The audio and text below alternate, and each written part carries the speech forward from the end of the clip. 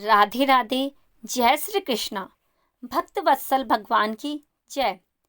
भक्त रैदास जी का जीवन बड़ा भक्तिमय था और उनकी धर्मपत्नी उनसे भी अधिक भक्त थी।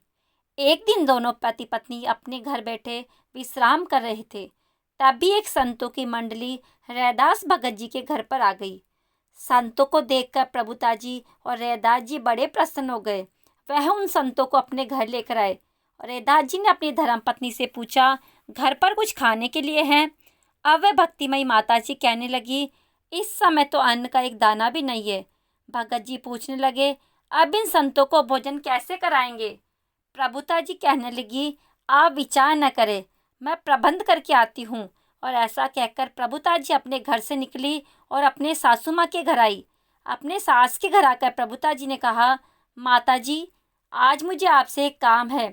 प्रभुता जी को देखकर रैदास जी की माता सोचने लगी, वैसे तो कभी मैंने इनकी सहायता की नहीं है, आज मजबूरी में मेरी बहू मेरे पास चल कर आई है तो मेरा फर्ज बनता है मैं न कुछ तो मदद करूं। ऐसा सोचकर प्रभुता जी की सास ने प्रभुता जी से पूछा, कहो क्या काम है? प्रभुता जी कहने लगी, आज किसी विवाह कार्यक्रम में मुझे जाना है और वहाँ के लिए मुझे तैयार होना था।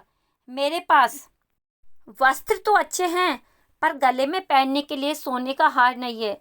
अगर थोड़ी देर के लिए आप मुझे अपना हार दे दे तो मैं वह पहनकर विवाह में जाऊंगी और वापस आकर आपको लौटा दूंगी। बहू की बात सुनकर रैदास जी की माता विचार करने लगी, अब थोड़े समय के लिए हार देने में कोई बुराई नहीं है। वह अपने कमरे में गई और हार लाकर प्रभुता जी को देकर कहने लगी, यह बहुत महंगा है, संभाल कर ले जाना, कहीं गुम न हो जाए। प्रभुता जी ने कहा, आप चिंता न करें, मैं जल्दी जल्दी लाकर आपको वापस कर दूंगी। प्रभुता जी को हार मिला। वह घर पर आई और रैदास जी को कहने लगी, यह हार लीजिए और उस सेठ के पास इस हार को गिरवी रखकर थोड़ा धन ले आइए। रैदास जी पूछने लगे, यह हार किसका है? प्रभुता जी कहने लगी कि आपकी माता से लेकर आए हैं, हम थोड़े समय बाद उन्हें यह हार लौटा देंगे। अभी तो आप संतों की सेवा कीजिए और पैसे लेकर आइए। रैदास जी सेठ के पास गए, उस हार को गिरवी रखा। सेठ से धन लेकर आते समय बाजार से संतों के लिए भोजन का सामान लेकर आए। भोजन तैयार हुआ। संत बहुत प्रसन्न हुए और आशीर्वाद देकर गए कि चिंता न करना, परमात्मा सदा तुम्हारा भला करेगा। संत चले गए। प्रभुदा जी विचार करने लगी, अब माता जी का हार वापस कैसे लौटाया जाएगा। अभी इस प्रकार चिंता ही कर रही थी कि जिनको 3 बजे का समय हुआ और रैदास जी की माता चिल्लाते हुई रैदास भगत जी के घर पर आकर कहने लगी, प्रभुता बाहर निकल, तूने मुझसे असत्य कहा था। तूने कहा मैं हार वापस दे जाऊंगी, पर तूने मेरा हार सेठ की गिरवी रख दिया है। मुझे उस सेठ ने बताया है कि आपका हार आज मेरी दुकान पर आया था। तूने मेरा हार गिरवी रख दिया है। जल्दी मुझे पैसे दे या मुझे मेरा हार वापस ला कर दे। भक्त रैदास जी भागते हुए माँ के चरणों में प्रणाम करने आए। अपने पैरों को हटाते हुए कहने लगी, अरे तू तो बड़ा भक्त बनता है और असत्य बोला है। तेरी पत्नी ने अपनी पत्नी को मेरे घर भेजा कि हार लेकर आए। थोड़ी देर विवाह के कार्यक्रम में जाना है और तुम दोनों ने मिलकर मेरे हार को गिरवी रख दिया है। अब जल्दी से मेरा हार वापस लाओ। रैदास जी अपनी माता से कहने लगे, मुझे माँ 2 दिन का समय दे दो, मैं आपका हार वापस कर दूंगा। माता जी रोकर कहने लगी, जब तक हार वापस नहीं आता तब तक मैं प्रभुता को अपने घर लेकर जाऊंगी और इसे खंबे से बांधकर इसकी पिटाई करूंगी। जब हार वापस मिलेगा तभी मैं इसे वापस अपने घर ले जाना। और प्रभुता जी का हाथ पकड़कर उनकी सासू माँ उन्हें अपने घर ले आई। वह बहुत क्रोधित थी। क्रोध में आकर उसने प्रभुता जी को खंबे से बांध दिया। वह रस्सी तो पहले ही प्रभुता जी को पीड़ा रही थी, उससे अधिक रैदास जी की माँ क्रोधित हो प्रभुता जी को बड़े जोर से डंडों से मारने लगी। कहने लगी, तूने असत्य बोला है। तू आई थी मेरे पास ये कहने कि मुझे विवाह में जाना है और तूने मेरा हार ही बेच दिया, मेरे हार को गिरवी रख दिया। देखती हूँ तेरा पति हार कैसे लेकर आता है। भगवान का भक्त अगर पीड़ा पाए तो भगवान से सहा नहीं जाता है। प्रभुता जी के भगवान श्री कृष्ण को चिंता होने लगी।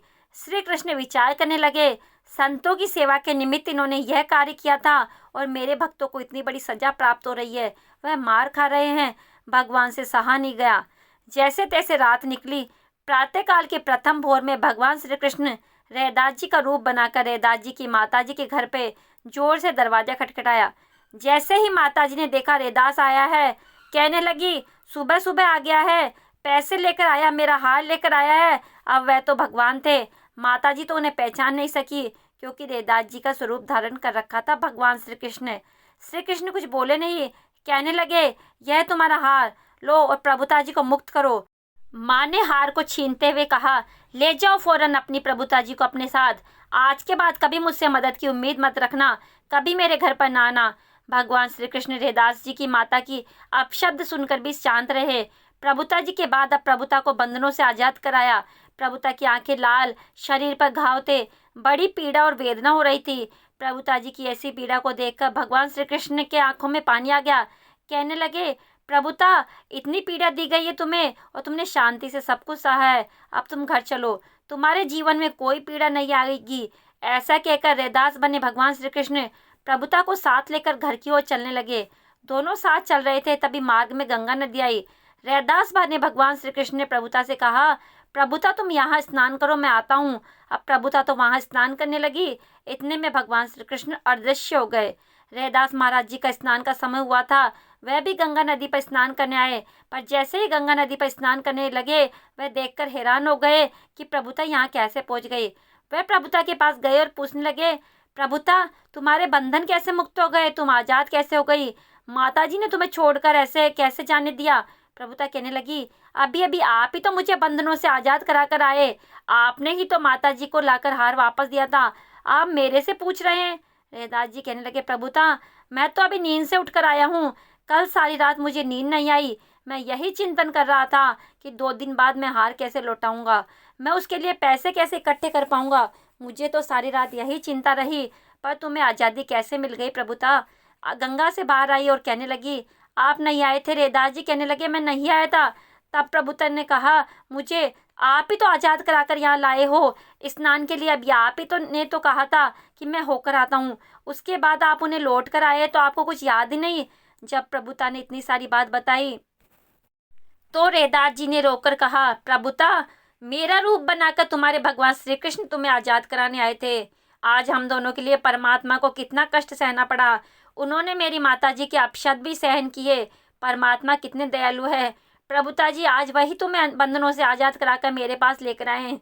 ऐसा कहकर वह दोनों भगत बड़े जोर से रोने लगे। अपने भक्तों की रक्षा के लिए देखिए परमात्मा ने किस प्रकार की आप यह प्रसंग हो तो भक्तों के मन के विश्वास को बढ़ाने वाले होते हैं। इनसे ही तो प्रेरणा मिलती है कि परमात्मा पर विश्वास करना चाहिए। परमात्मा जो करता है वह हमारे भले के लिए करता है। भगवान श्री कृष्ण कितने दयालु है ना, उनकी शरण में रहने से सारे कष्ट दूर हो जाते हैं।